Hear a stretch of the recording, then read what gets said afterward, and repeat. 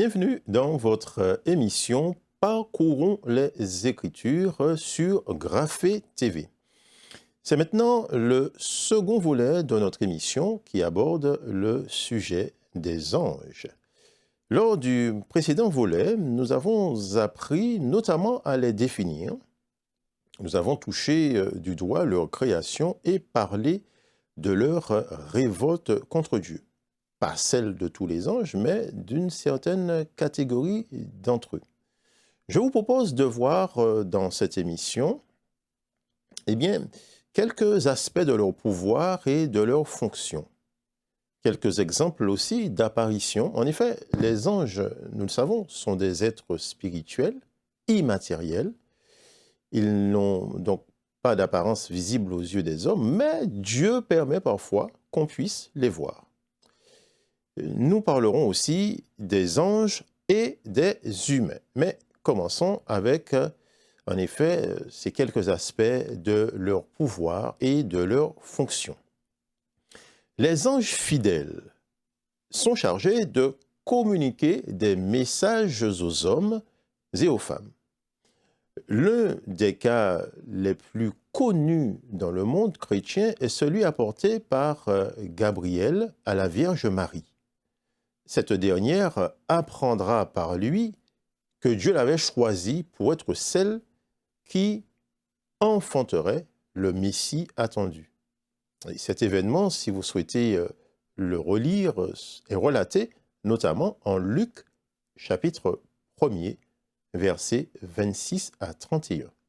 Luc, chapitre 1er, versets 26 à 31. Mais, bien entendu, on doit affirmer pour que les anges fidèles ne sont pas que des messagers. On doit affirmer, on doit déclarer que les anges fidèles à Dieu ne sont pas que des messagers. En effet, ils remplissent un certain nombre d'autres fonctions. Alors, que font-ils donc? Ils accomplissent un service individuel en faveur des croyants. Alors, je n'introduis pas ici l'idée de l'ange gardien personnel et perpétuel qui serait constamment à nos côtés, nous suivant comme notre ombre, mais le fait que les anges agissent aussi pour une personne à la fois. En effet, l'idée de l'ange gardien perpétuel ne semble pas assez soutenue dans les Écritures pour pouvoir affirmer sans aucun doute un tel principe. Actes chapitre 12, versets 5 à 11, est un texte qui nous relate l'intervention d'un ange en faveur d'un célèbre prisonnier, un des apôtres de Jésus, prénommé Pierre. Actes chapitre 12, versets 5 à 11. Ils interviennent pour garder individuellement, mais aussi pour frapper les hommes individuellement aussi. Par exemple, Hérode Agrippa est mort après avoir été frappé par un ange. Il n'avait pas glorifié Dieu. Et cette histoire est disponible en Actes chapitre 12. Autre texte, 2 Chroniques chapitre 32, versets 20 à 23. Nous sommes ici à l'époque du roi Ézéchias. Et les relations avec l'Assyrie étaient très tendues. Assyrie, A2SYRIE. Et ces relations étaient donc très délicates, très sensibles, difficiles, au point, qu'ils ont failli batailler. Et c'est un ange envoyé par Dieu qui a exterminé les guerriers assyriens. Les anges, donc, bataillent contre les hommes. Mais Dieu les a rendus capables aussi de guerroyer de faire la guerre contre des puissances invisibles qui sont au pouvoir du diable, contre ceux qui n'ont pas gardé leur dignité, selon l'expression de Jude, verset 6, ici, ou si vous préférez, contre les anges déchus. Dans la vision de Jean sur l'île de Patmos, voilà ce que l'apôtre dit en Apocalypse chapitre 12, à partir du verset 7, et aussi nous pouvons lire le verset 8. Apocalypse chapitre 12, versets 7 et 8. Il y eut guerre dans le ciel. Michel et ses anges combattirent contre le dragon. Et le dragon et ses anges combattirent. Mais ils ne furent pas les plus forts, et leur place ne fut plus trouvée dans le ciel. Alors ce texte, soit dit en passant, laisse penser que l'idée d'une hiérarchie des anges pourrait être recevable et qui pourrait donc en effet avoir une hiérarchie des anges grâce à cette expression « Michel et ses anges ». Voilà donc des choses qui existent et dont nous ne sommes pas toujours conscients. Des choses dont nous ne sommes pas toujours conscients. Des faits réels auxquels nous ne pensons pas toujours. Ici, les luttes qui se font dépeignent bien que le dragon, qui est le serpent ancien, qui a entraîné les premiers humains dans le péché, est perdant dans ce combat. Eh bien, cette défaite est pour la gloire de Dieu et aussi au bénéfice des humains à qui il veut du tort. À charge pour eux, les humains, de faire le choix de la victoire. En effet, si la victoire est acquise, il faut ensuite que les bénéficiaires acceptent d'être dans le camp du vainqueur. Cela ne coule pas de source. Le combat spirituel qui a eu lieu lors de la crucifixion et de la résurrection de Jésus a des conséquences heureuses pour ceux et celles qui reconnaissent en Jésus le Messie, le Sauveur du monde, seul digne de régner sur leur vie. Il y a donc là un lien de cause à effet entre ce qui s'est passé dans le monde spirituel et que Jean a pu voir, et ce qui se réalise concrètement dans la vie de ceux qui auront accepté Jésus.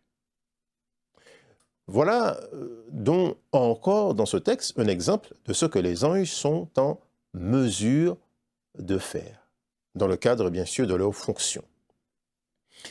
Nous savons des anges qu'ils ne sont ni omniscients, ni omnipotents, ni omniprésents. Nous savons des anges qui ne sont ni omniscients, ni omnipotents, ni omniprésents. Ils ne savent pas tout et ne sont pas eux-mêmes la source du savoir. Ils ne détiennent point, comme Dieu, toute la puissance. Ne sont eux-mêmes pas tout puissants, leur pouvoir étant limité comme compartimenté. Et enfin, contrairement à Dieu, ils ne peuvent être présents au même moment en divers lieux. Ils ne sont pas indépendants puisqu'ils doivent obéir à celui qui les a créés. Contrairement aux humains dans le monde présent, ils ne se marient pas. Luc chapitre 20, versets 34 à 36, nous dit ceci. Alors Luc, qui est le 3e livre du Nouveau Testament, au chapitre 20, à partir du verset indiqué, à savoir le verset 34 jusqu'au verset 36, Jésus leur répondit, « Les enfants de ce siècle prennent des femmes et des maris, mais ceux qui seront trouvés dignes d'avoir part au siècle à venir et à la résurrection des morts ne prendront ni femme ni mari, car ils ne pourront plus mourir parce qu'ils seront semblables aux anges et qu'ils seront fils de Dieu étant fils de la résurrection. » Maintenant, notre chapitre concernant les anges et les humains. Alors, ils ont des aptitudes bien supérieures aux nôtres. Plus puissants et plus rapides, bien sûr, sont-ils. Même plus rapides que le détenteur du record du 100 mètres. Dans un texte où des hommes ne se privent pas d'insulter les gloires, possiblement des êtres spirituels malfaisants, Pierre met en avant l'audace de ceux qui se permettent des propos audacieux que même les anges, malgré leur capacité, ne se permettent point. 2 Pierre, chapitre 2, versets 9 à 11. Donc ce livre se trouve, pour ceux qui veulent trouver cette référence, vers la fin du Nouveau Testament, 2 Pierre, chapitre 2, versets 9 à 11. Le Seigneur sait délivrer de l'épreuve les hommes pieux et réserver les injustes pour être punis au jour du jugement. Ceux, surtout, qui vont après la chair dans un désir d'impureté et qui méprisent l'autorité. Audacieux et arrogants, ils ne craignent pas d'injurier les gloires, tandis que les anges supérieurs en force et en puissance ne portent pas contre elles de jugements injurieux devant le Seigneur. Les anges, téléspectateurs et téléspectatrices de Graphée TV, ces êtres doués de grandes capacités impressionnantes, eh bien, sachons-le aussi, seront pourtant jugés. Et ils le seront par les croyants, selon ce que dit Paul en 1 Corinthiens, chapitre 6, verset 3. Cela nous interpelle, comme l'apôtre a voulu le faire, sur les capacités que Dieu nous a données pour régler les conflits existants entre croyants. En effet, entre croyants nés de nouveau, nous devons veiller à cette propension que nous pourrions avoir, en tout cas, à nous diriger vers les tribunaux humains pour régler nos différends, ceci au risque de jeter le discrédit sur la véracité de l'amour de Dieu que nous devons nous manifester. Nous précisons aussi que l'adoration du croyant ne doit être adressée qu'à Dieu. Notre louange, nos requêtes doivent être exclusivement orientées vers Dieu, le Dieu créateur du ciel et de la terre, et surtout pas à des anges. Alors, les anges, en grand nombre, ils sont heureux de voir ne serait-ce qu'un pécheur entrer au bénéfice de la grâce offerte par Dieu pour le salut de son âme. Vous pourrez retrouver plus précisément cela en Luc chapitre 15, verset 10. Et voyons maintenant quelques apparitions dans la Bible.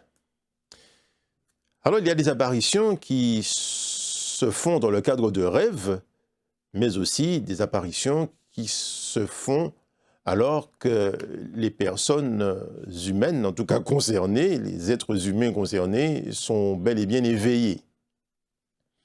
Nous avons un exemple en Genèse chapitre 18, versets 2 à 4. Genèse, chapitre 18, versets 2 à 4. Il est question de l'un des personnages les plus connus des Écritures, et notamment dans l'Ancien Testament. Il nous a dit à partir du verset, je lirai à partir du verset 1er, donc Genèse chapitre 18, à partir du verset 1er. L'Éternel lui apparut parmi les chênes de Mamré, comme il était assis à l'entrée de sa tente pendant la chaleur du jour. Il leva les yeux et regarda, et voici 3 hommes étaient debout près de lui. Quand il les vit, il courut au-devant d'eux, depuis l'entrée de sa tente, et se prosterna en terre. Et il dit, « Seigneur, si j'ai trouvé grâce à tes yeux, ne passe point, je te prie, loin de ton serviteur. » Vous voyez donc, il s'agit d'anges. Nous dirons simplement que des anges sont apparus à Abraham et porteront une précision un peu plus tard. Des anges sont apparus à Abraham sous forme humaine. Alors, nous voyons qu'en effet, ils peuvent apparaître comme s'ils étaient des créatures humaines. Alors, mon propos n'est pas de dire, voilà notre précision, que 3 anges ont rendu visite à celui qui devait devenir le père d'Isaac. Pourquoi? Parce qu'il est dit, tout simplement, l'Éternel lui est apparu. Et il est aussi fait mention de 3 hommes. Alors, il faut être prudent et faire une lecture attentive de l'Écriture. Ce que l'Écriture nous dit de la suite de cette histoire nous oriente en effet vers l'apparition de 2 anges à Abraham.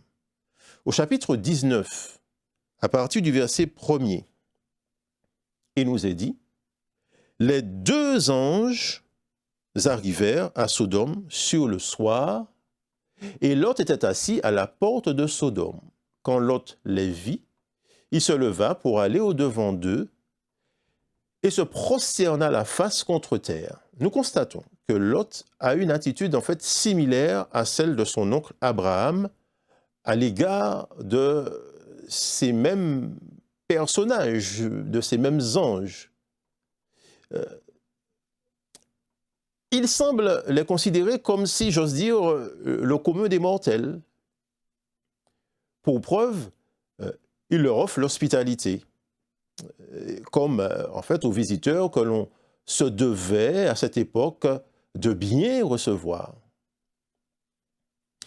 Voilà maintenant un autre exemple d'apparition, Matthieu, dans le Nouveau Testament, Matthieu chapitre 28, versets 1 à 6. Matthieu chapitre 28, versets 1 à 6. Il est dit ceci, « Après le sabbat, à l'aube du premier jour de la semaine, Marie de Magdala et l'autre Marie allèrent voir le sépulcre. Et voici, il y eut un grand tremblement de terre, car un ange du Seigneur descendit du ciel, vint rouler la pierre et s'assit dessus. Son aspect était comme l'éclair et son vêtement blanc comme la neige. Les gardes tremblèrent de peur et devinrent comme morts. Mais l'ange prit la parole et dit aux femmes, « Pour vous, ne craignez pas, car je sais que vous cherchez Jésus qui a été crucifié. Il n'est point ici, il est ressuscité, comme il l'avait dit. Venez, voyez le lieu où il était couché. » Ici, il y a un aspect éclatant. Il est question de vêtements, et donc ce qui laisse penser qu'il avait l'aspect d'une personne. Et ce rayonnement aide le récepteur du message et les témoins visuels à comprendre qu'il ne s'agit ni d'une créature humaine, ni d'une quelconque autre créature ordinaire. Nous sommes ici dans le cadre d'une apparition qui se fait devant un collectif, à savoir les gardes et les femmes. Les anges peuvent apparaître sous forme visible avec un éclat surnaturel. Cela arrive. Parfois sous une figure humaine, sans aucune distinction, comme nous l'avons vu en Genèse chapitre 18. En sorte, en fait, qu'on peut leur offrir l'hospitalité et sans se rendre compte de ce qu'ils sont, selon ce que nous dit Hébreux chapitre 13, verset 2. Alors, attention, téléspectateurs et téléspectatrices de Graphée TV, les anges pouvant être imités, il faut donc faire preuve d'une grande prudence si un jour vous êtes confronté à une apparition, nous sommes confrontés à une apparition d'êtres spirituels. Parce que une telle apparition n'est pas totalement à exclure. Voilà, c'est ainsi que nous arrivons au terme, à la fin de nos 2 volets sur les anges, en espérant que la fin de la présente émission, qu'à la fin de la présente émission, vous pourriez exploiter l'Écriture pour vos progrès spirituels et une meilleure connaissance de Dieu. Je vous souhaite de passer une excellente fin de journée en regardant Graphée TV. Au revoir.